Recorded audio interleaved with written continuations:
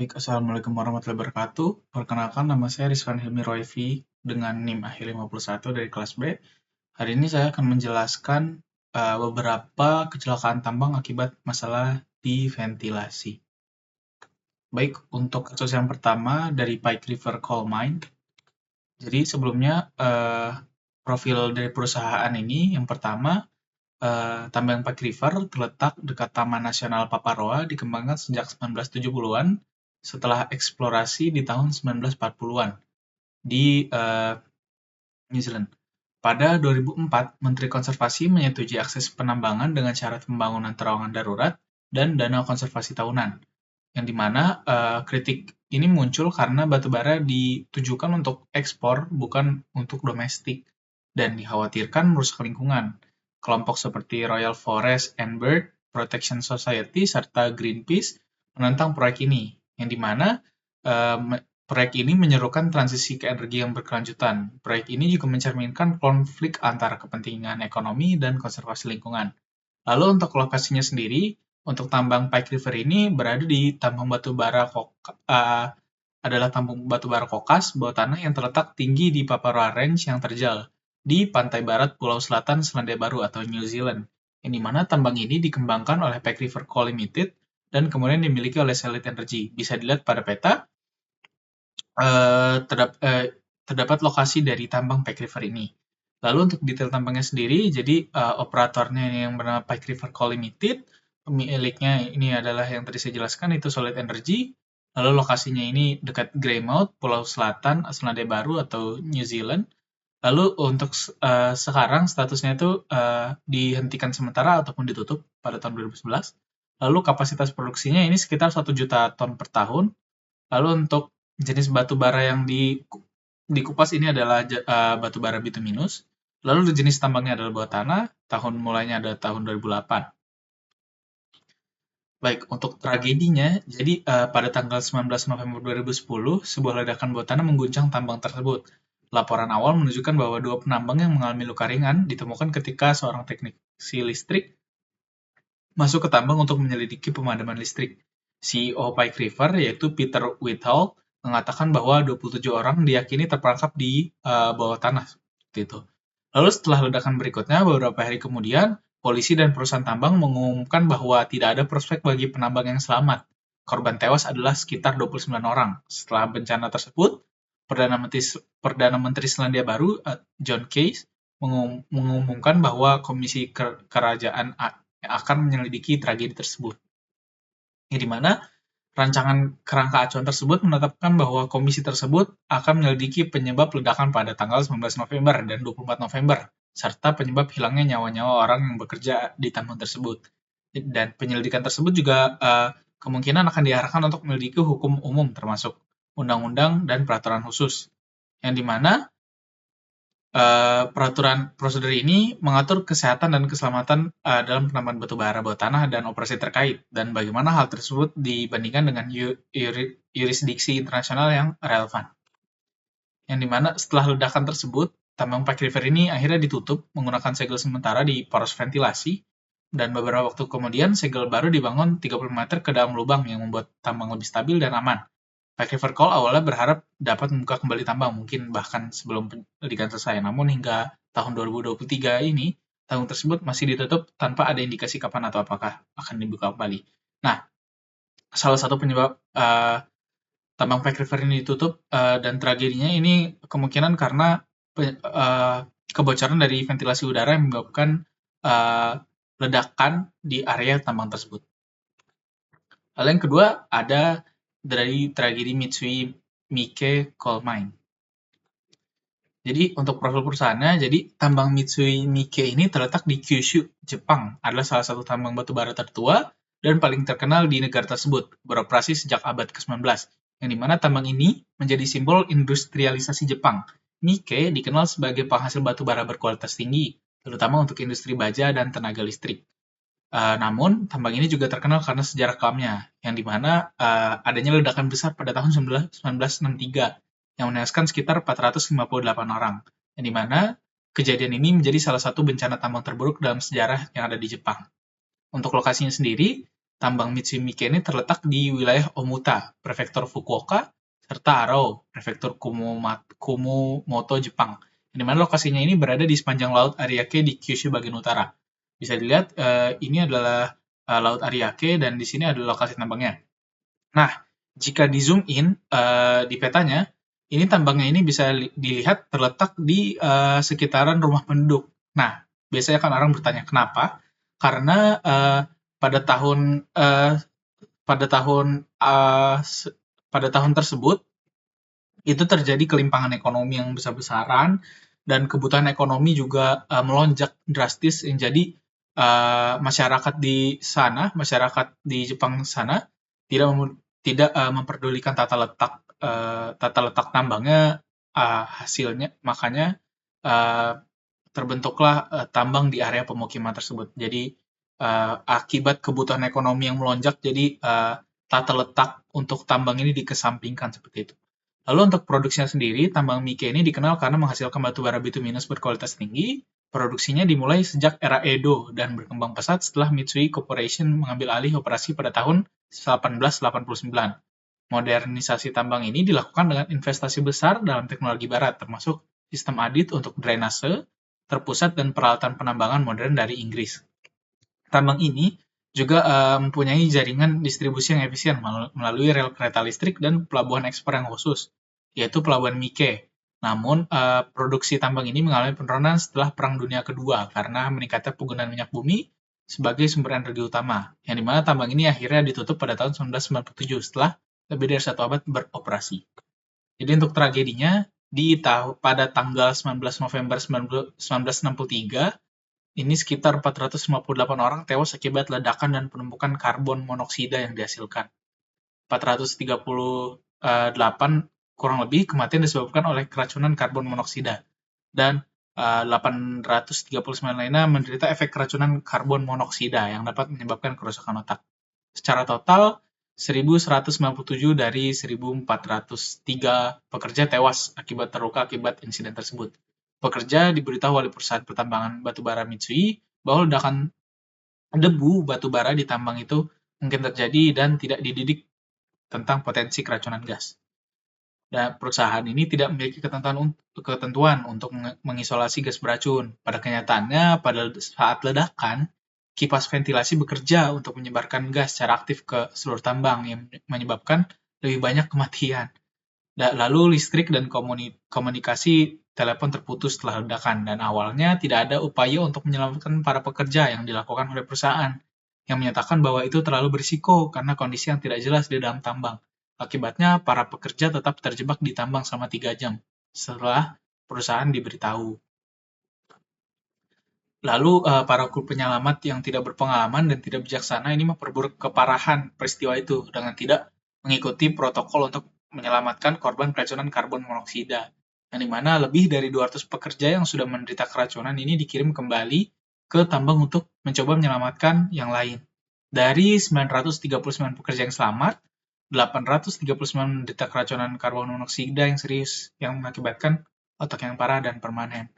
Nah, jadi penyebab utama dari tragedi ini adalah pada saat ledakan, jadi perusahaan ini tidak punya ketentuan atau mungkin tidak punya tenaga ahli untuk mengisolasi gas beracun pada saat ledakan. Apalagi untuk pada zaman itu kipas ventilasinya ini memperburuk keadaan dengan menyebarkan gas secara aktif yang jadinya menyebabkan lebih banyaknya kematian massal seperti itu. Lalu ada kejadian di tambang luar negeri. Salah satunya ada di Soma Mining. Ini di Turki. Jadi profil perusahaan, jadi namanya adalah Soma Komur İşlemleri atau Soma Mining Inc., yang dimana adalah perusahaan pertambangan batubara Turki yang berkantor pusat di Istanbul dan merupakan salah satu produsen batubara terbesar di kawasan tersebut, yang mana perusahaan ini didirikan untuk mengelola operasi pertambangan di daerah Soma. Perusahaan ini mulai beroperasi pada tahun 1984. Lokasinya ini terletak di Provinsi Manisa, Turki, dengan area pertambangan seluas 18.000 hektar. di mana produksinya ini untuk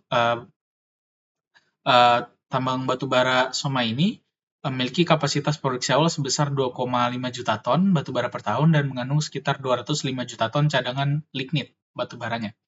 Lalu untuk pekerjanya, perusahaan ini mempekerjakan 5.550 orang, termasuk 5.000 pekerja dalam operasi penambangan bawah tanah dan sekitar 130 insinyur sebagai personel teknik.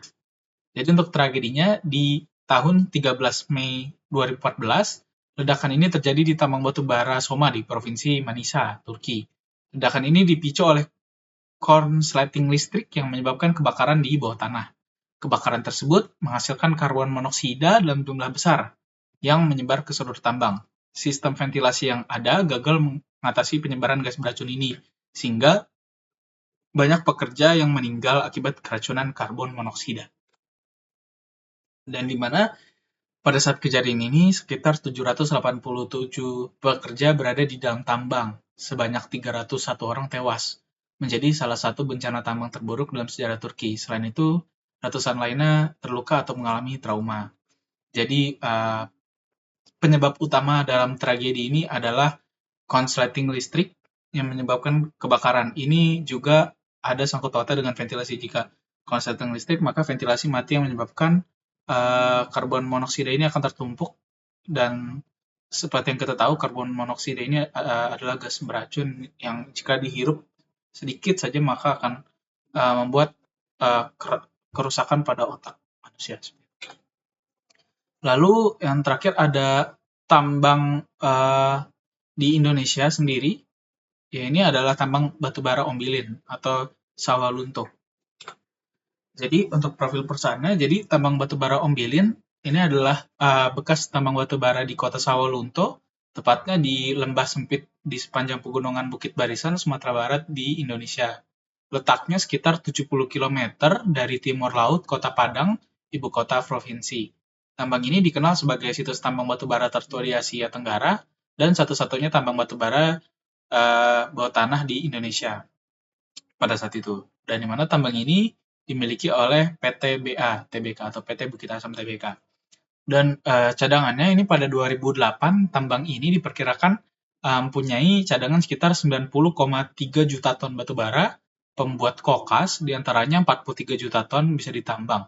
Dan tambang ini menghasilkan sekitar 500.000 ton batubara setiap tahunnya. Yang dimana untuk produksinya, sebelum Indonesia merdeka, produksi batubara di tambang ini mencapai puncaknya pada tahun 1930 dengan total produksi mencapai lebih dari 620.000 ton, dan produksi batubara di Ombilin pun dapat memenuhi 90% dari total kebutuhan energi di seantero Hindia Belanda. Dan pada tahun 1976, produksi tambang ini juga mencapai puncaknya dengan total produksi sebesar 1.201.846 ton per tahun. Nah, ini tragedinya. Jadi pada tanggal 9 Desember 2022, saat proses pekerjaan penambangan tambang sudah mulai beroperasi, Kepala Teknik Tambang atau KTT, yaitu Dian Firdaus, ini melihat lubang tambang, yang dimana ini mengeluarkan asap diiringi letupan, yang dimana lubang ini mengeluarkan kepulan asap dan diiringi letupan kecil dari dalam lubang tambang. Hal tersebut terjadi ketika beberapa pekerja sudah masuk ke dalam lubang tambang tersebut. Nah, saat itu saksi memerintahkan kepala lubang untuk mengecek hal tersebut. Dan diketahui sebanyak 15 pekerja berada di dalam lubang, namun hanya 9 orang yang bisa dikeluarkan. Nah, dari 9 orang tersebut, 5 orang mengalami luka-luka dan 4 orang lainnya meninggal dunia. Adapun penyebab pasti peristiwa tersebut, ledakan tambang batubara di Sawalunto, dikarenakan tambang batubara tersebut mengandung gas metana. Diketahui kondisi lubang terdapat kandungan gas metana dan juga terdapat beberapa runtuhan akibat dari letupan kecil lubang tambang. Seperti itu. Nah, jadi penyebab utama dari kejadian di Sawalunto ini adanya letupan atau dentuman dari lubang tambang yang mengeluarkan asap, dan asapnya ini adalah gas metana. Karena kita tahu sendiri batu bara dapat menghasilkan gas metana atau coal metan yang jika dihirup itu termasuk gas yang berbahaya jika dihirup pada kadar yang sangat tinggi seperti itu. Jadi bisa kita rangkum dari 4 tragedi di tambang yang sudah kita bahas. Jadi yang pertama ada pentingnya sistem ventilasi yang efektif. Jadi pembuatan ventilasi di tambang ini bukan semena-mena hanya untuk membuat kita dapat bernafas, tapi ventilasi juga di tambang bawah tanah itu untuk mengeluarkan gas-gas beracun seperti yang tadi metana ataupun karbon monoksida. Ini merupakan gas beracun yang memang sudah tugasnya di sistem ventilasi di tambang bawah tanah ini untuk dikeluarkan melalui ventilasi tersebut. Jadi gunanya ventilasi di tambang bawah tanah ini tidak hanya untuk membuat agar seseorang bisa bernafas maunya seperti itu. Jadi pentingnya sistem ventilasi yang efektif ini guna untuk mengontrol udara atau mengontrol gas yang masuk dan keluar di tambang bawah tanah ini.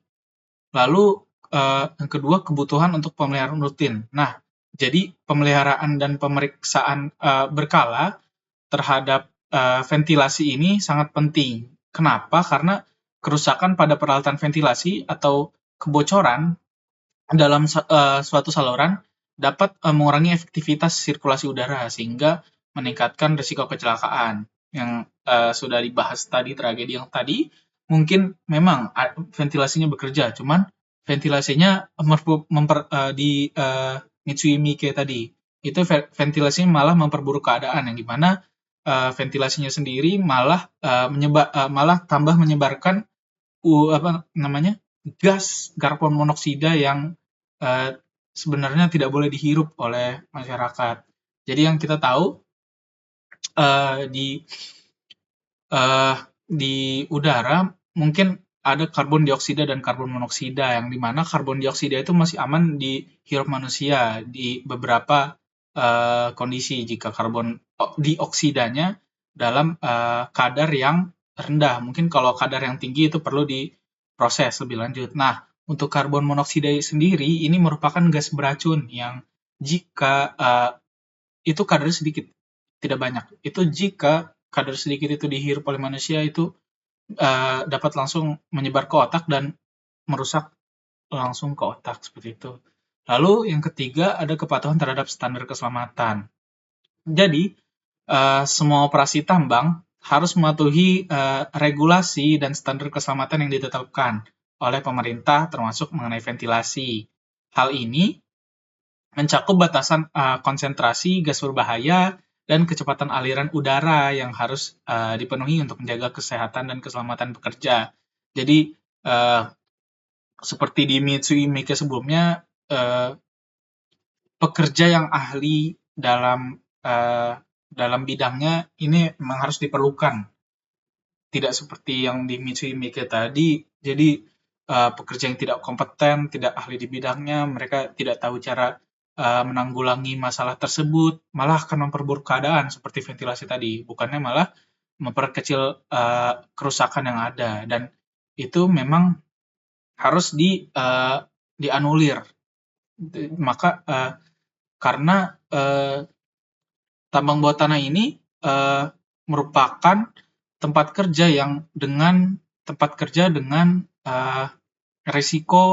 resiko yang tinggi sekali. Maka perlu adanya ketelitian ataupun pekerja yang memang sudah expert di bidangnya dalam penanggulangan hal tersebut untuk ditinjau untuk apalagi untuk ventilasi ini sendiri seperti itu. Makanya ventilasi ini penting karena yang saya jelaskan tadi, ventilasi ini tidak hanya untuk kebutuhan udara saja, tidak hanya untuk kebutuhan kita sekadar menghirup terus buang lewat ventilasi, tidak.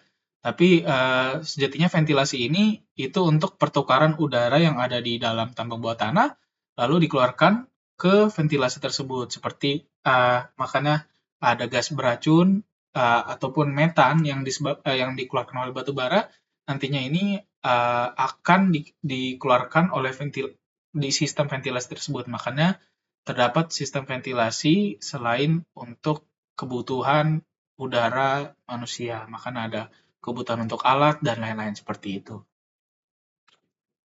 Lalu berikut ada daftar pustaka dan beberapa sumber yang saya gunakan untuk membuat presentasi kali ini. Baik, kurang lebihnya mohon maaf dari saya. Wassalamualaikum warahmatullahi wabarakatuh.